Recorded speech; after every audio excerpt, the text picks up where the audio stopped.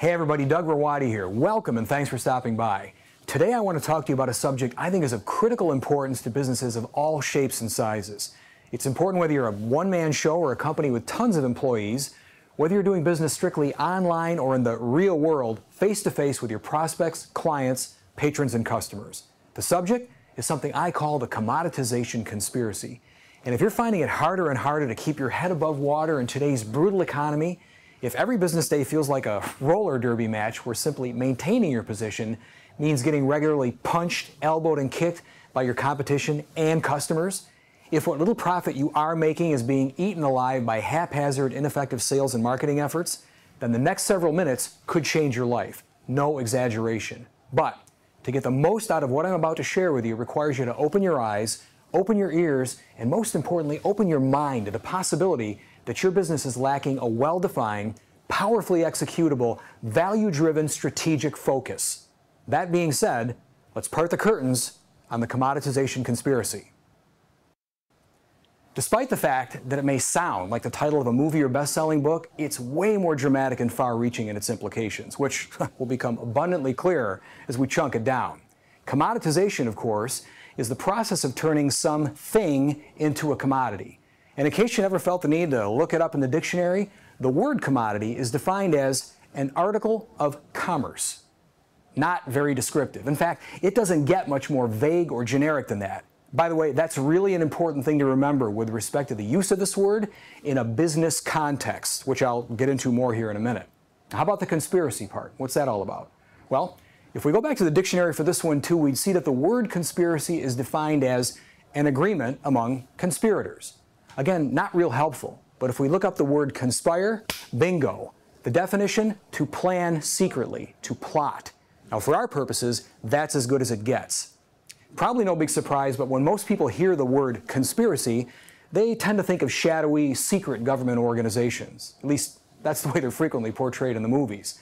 However, in this instance, the conspirators aren't shadowy, they're not secret, and I'm pretty sure they don't work for the government. In fact, they're actually right out in the open in plain sight, but the last people you'd probably suspect. Any guesses? Time's up. They are you, the business owner. That's right.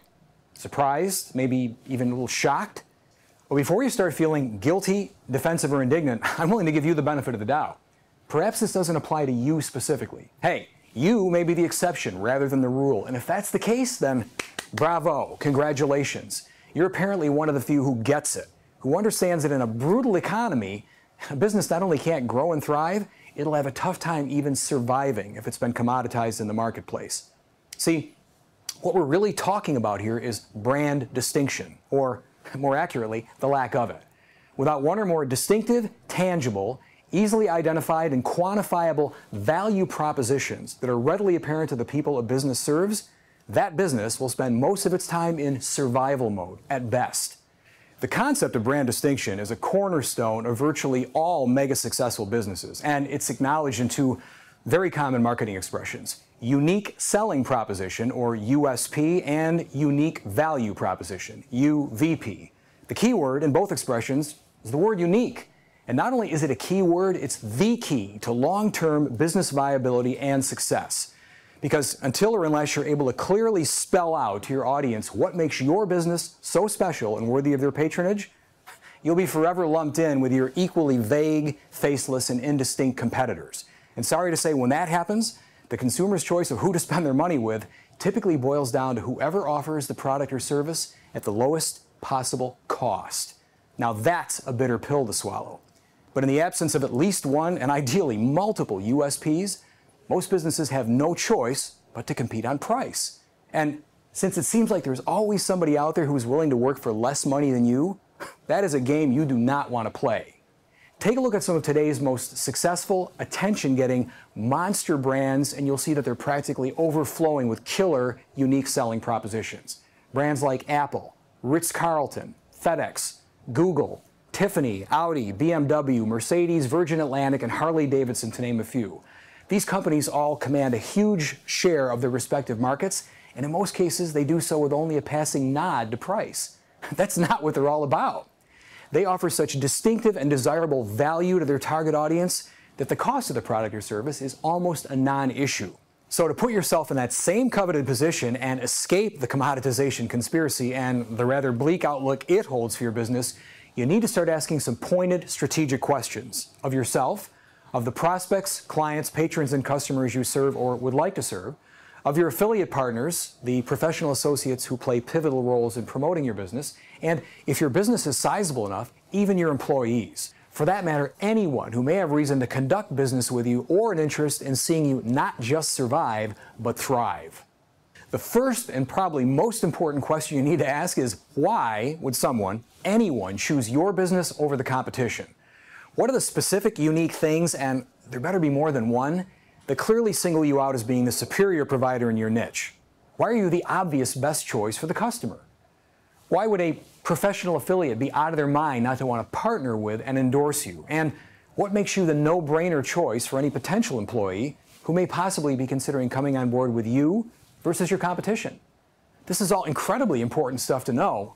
And once you have the answers to those questions, go back to the same people and ask the follow-up questions that most business owners dread asking because of the answers they're afraid of getting. Questions like, why are you not the best choice when compared to your competition? What are you doing wrong or poorly in all the key areas of your business process flow?